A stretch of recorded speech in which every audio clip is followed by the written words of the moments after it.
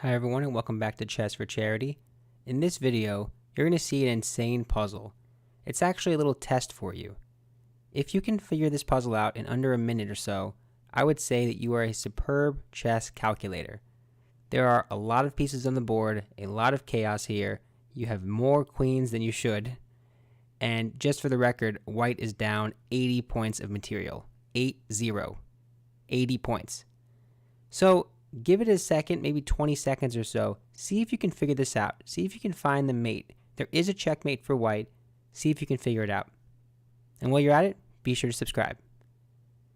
Okay, the first move to kick this off is to give a check to the king. Now, which check is the right one? You have a few checks you can give. You can take the queen with the bishop. You can move the rook here, give a check. This rook, that rook. You have a lot of checks to give. Which of these checks will not be captured if you gave it to them? The only one would be rook on e takes e7 check. Now this move forces the king to only one square. Right? They can't take the rook because your rook is defending it. They can't go here because this rook is defending it. Therefore, the only place they can go is d5. And here is the big test. What is the move in this position? You have to calculate two different ways and see if you can figure it out. So you might think bishop check, or you might think rook check. Maybe this rook, that rook. These rooks both fail because they can be captured immediately. And here's the thing. This bishop check also fails. And the reason why it fails is because by doing this, you're kind of letting the king out because they can capture you. Right, rook takes c4, and if you want to take this again, you can't do that. That's not a legal move. Notice this queen here. So, okay, instead, rook b5 check. Now, what's the difference here?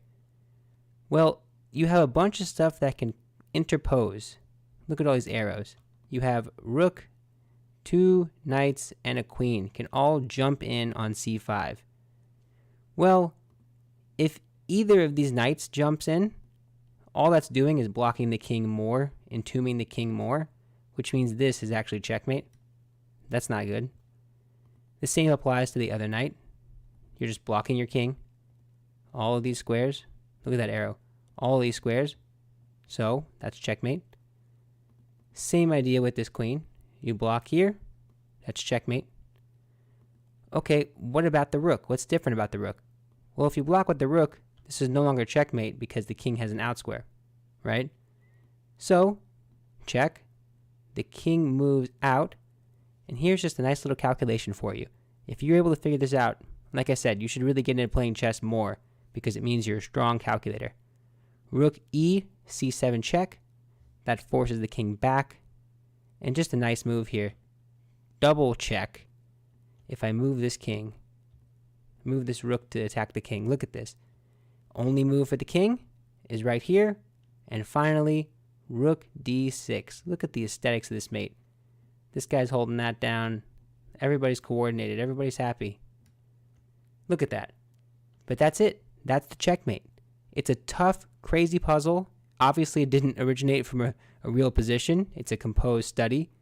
But that's it for this video. If you enjoy the content, be sure to consider subscribing.